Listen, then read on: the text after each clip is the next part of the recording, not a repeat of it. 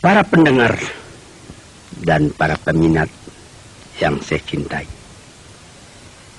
di dalam mengerjakan haji itu,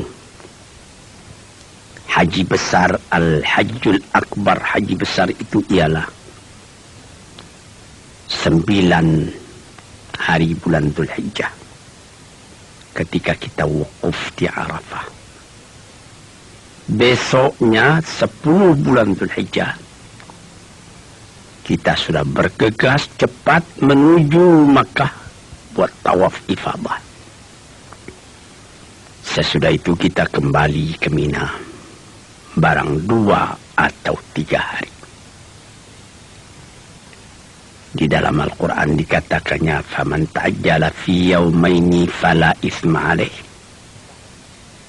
2 hari tak berdosa, 3 hari pun tidak. 5 nittaqa, barang siapa yang kuat sampai 3 hari. Yang penting sangat kita perhatikan ketika kita mulai akan naik haji ataupun umrah, yaitu haji kecil yang kita kerjakan pada setiap waktu, seperti waktu sekarang ini bukan musim haji, sebagaimana yang dilakukan oleh Ibu Fatmawati, Ibu Rahmi Hatta dan lain-lain pada umrah yang telah lalu tahun 1400 Hijriah. Maka mengerjakan haji itu kita disuruh memakai pakaian yang lain dari pakaian yang biasa, yaitu pakaian ihram. Pakaian ihram bagi kita laki-laki ialah 2 helai kain yang tidak dijahit, tidak dikarungkan. Pertama, untuk penutup aurat kita menjadi diikatkan ke pinggang. Kedua, menjadi selimut kita yang diselempangkan di bahu kita. Ini pakaian yang sangat dianjurkan ialah kain putih. Karena ini sudah terjadi beratus beribu tahun, maka telah diperbuat orang kain yang khas untuk ihram, yaitu handuk besar. Biasa dijual orang di Jeddah. Bahkan sekarang pun, pada tahun-tahun yang sudah disedia kain-kain ihram itu dijual di toko Sarinah di Jalan Tamrin. Apa hikmatnya memakai pakaian ini? Supaya terasa betul kesamaan kita di hadapan Allah. Inna akramakum indallahi atqakum. Kamu yang paling mulia di hadapan Allah ialah orang yang paling takwa hatinya, paling menyerah jiwanya kepada Tuhan. Jadi kalau sekiranya seorang jenderal dengan bintang 4 dan bintang-bintang jasa yang terletak di dada, itulah tanda dia jenderal. Hari itu ungkai pakaian jenderal itu, buka, ganti dengan pakaian ihram. Kalau sekiranya seorang berpangkat tinggi, atau dia kaisar, atau dia imperior, atau dia presiden sekalipun dengan pakaian-pakaian dinas tertentu, bintang gemerlapan pada dada, tanggalkan pada hari itu, ganti dengan pakaian ihram. Sehingga dapat kita lihat pada waktu ihram itu tidak ada perbedaan antara serdadu dengan jenderal, antara kapiten dengan letnan,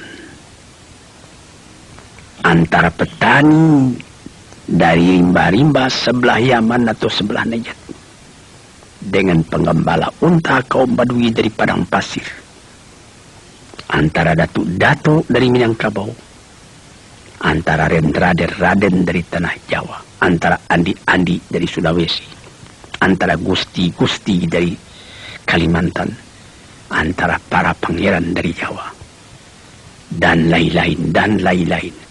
Tak ada perbedaan sama sekali. orang semuanya memakai pakaian yang sama. Dan ada lagi tersebut di dalam suatu hadis,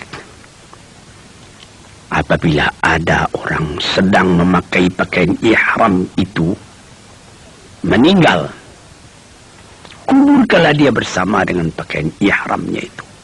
Jangan ditutup mukanya, katanya. Dikatakan bahwa nanti apabila kiamat datang, kam labista? Labistu yauman aw ba'da yaum. Berapa lamanya engkau tidur di sini? 1 hari ataupun setengah hari, katanya. Padahal ini sudah jutaan tahun. Apa yang lebih dulu dikeluarkannya? Labbaik Allahumma labbaik. Dia sangka dia masih mengerjakan haji. Labbaik Allahumma labbaik. Inilah yang kita baca selama kita mengerjakan ihram tadi. Labbaik Allahumma labbaik. Innal hamda wan ni'mata laka wal mulka la syarika lak. Ya Tuhanku, aku telah datang kemari memperkenankan panggilanmu. Aku telah datang. Tidak ada syarikat bagi engkau, tak ada sekutu bagi engkau, esa engkau. Tidak bersekutu dengan yang lain. Segala puji-pujian, segala kekuasaan, semuanya di tangan engkau. Tidak ada sekutu engkau dengan yang lain. Inilah yang dibaca pada waktu itu. Tuan-tuan yang terhormat. Seakan-akan terbayang di hadapan kita bagaimana ratanya padang Arafah itu. Jauh saujana mata memandang padang Arafah. Khaimah-khaimah berdiri beratus ribu banyaknya. Sejak dari waktu zuhur sudah kedengaran orang membaca munajat, seruannya, ratapannya, pengaduannya, rintihannya kepada Tuhan. Minta diampuni dosanya, minta ditunjukkan jalannya lurus dalam kehidupan, minta terang, an-nur, terang, jangan kegelapan. Tiap tahun, tiap pergi naik haji, wukuf di Arafah, terbenam ke dalam hati perasaan. Sum-sum jiwa kita terasa kebahagiaan hati menjadi seorang muslim yang menyerahkan dirinya kepada Tuhan. Tuan-tuan, saudara-saudara, laki-laki dan perempuan, itulah yang saya pernahkan mengatakan pada permulaan perkataan saya tadi. Bagaimana terpautnya hati ke sana, hendak mengerjakan ibadat itu, dan bagaimana pula kerinduan orang hendak meneruskan ziarah kepada kubur Rasulullah, sehingga menjadi syair daripada ahli-ahli penyair mengatakan, ya Rasulullah, telah tertanam kerinduan hendak menziarahi engkau dalam jiwaku. Moga-moga Allah melimpahkan kurnia kepadaku, sehingga ringan langkahku buat pergi menziarahi engkau itu. Syauqi ila haramin nabiyil hadi, fa'asa afuzu bimaqsadi wa muradi. Kerinduanku ialah hendak pergi meniarap, menunjukkan cinta, menitikkan air mata, merindui engkau, karena engkau pun rindu kepadaku. Moga-moga tercapailah maksudku ini. Saudara-saudara yang terhormat, saya katakan tadi, haji yang mabrur itu tidak ada yang lainnya akan dia terima melainkan diterima Tuhan di dalam surga. Haji yang mabrur itu kayaumin waladathu ummuh, Haji yang mabrur itu membuat orang setelah selesai haji sama dengan waktu dia lahir daripada perut ibunya.